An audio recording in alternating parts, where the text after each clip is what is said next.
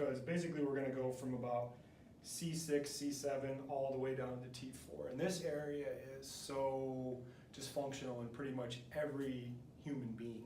So the first thing we're gonna do is I always want to assess this in a chair. That really helps things stay nice and relaxed, and you want a chair with a nice solid back. The first thing is the client position is gonna be very important. You're gonna have them put their legs together, feet together, kind of like what we've done in other tests. And the first part of that motion, what you're going to do is have the client just drop their head straight down, but you want to make sure that their back stays in contact with the table. So we do that first one. Now we do that again, drop the head down, and this is where you go in and ask the important questions. Where do you feel the pain? What does that pain feel like, and how intense is that pain? So now we have that data. Now we'll get our pencil out again, and this is going to really help. So come real close on this one. So this one is really key to get a picture of. And a lot of people, and you'll see this specifically in women, they get this outpouching, or what's called a granny hump. And this granny hump is starting to happen because there's a lot of dysfunction in here. So we're going to take the pencil and get it lined up just like this. So this is C7 right where it goes. And you're going to put the pencil in here, and you're going to kind of go down and look for areas where it's really flat. And what we're seeing now is it's very flat all the way through here. We should see that only that 3 is touching, but you see in here, it's going from the 2 all the way down to the 5. So there's a lot of dysfunction in there. And what it does is it puts more pressure up in this region. Now this test can be a little, this test can actually create a lot of symptoms, so you don't want the client to hold into that too long. So once you've established the area where that dysfunction is, where that flatness is, that's when you'll go into your palpation. So you'll have the client drop down just like that, and what I'm gonna be doing is holding their head here. This is very important, and I'm gonna be pushing back on the chair. That'll help everything settle down and not feel so inflamed. So I located that area where that problem is.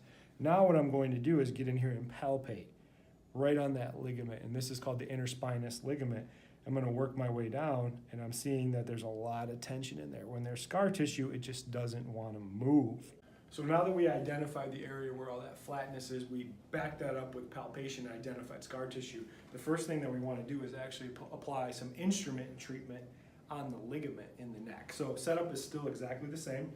You're going to drop their head in just like that. And the key here is you're going to be pushing back into the chair. That allows everything to just relax, because if they're hanging out by themselves, it's going to be very inflamed in there. So that's going to be what you're going to do when you do the treatment itself. So let it go back up for there. You're going to get your lotion and you're going to get your instrument. So always want to use lotion. You always want to use lotion in here because it gives better glide. So you get the lotion on there just like that. We've identified that's the area. So now we're ready to apply the treatment. So the first step is you're going to just have them flex down just like that. You're going to push in just like that. And then the way we're going to look is we're going to do some landmarks to see where the spinous is. So this is C7, this is T1.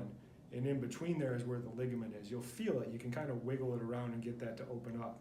And where it's really bad is right in through here. So I know that that scar tissue's there. What I'm going to do is get in there with the instrument. I'm going to back that up, go here, and I'm going to pull up in there, and I'm starting to feel for some grit. And that grit is that scar tissue. And each time I go through a pass, I drop the head a little bit more.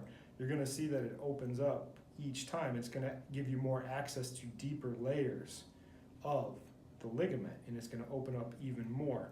You're going to do about 5 to 7 passes on each area where you find that grit and get that to open up. That's going to really free up that area from what we see. You're going to see the instrument jump here. So right here is one of the spinuses, and here's the other one.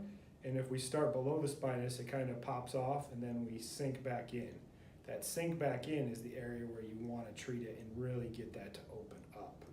And it's not a long distance from where we go, but it's really going to take some of that pressure off of that area.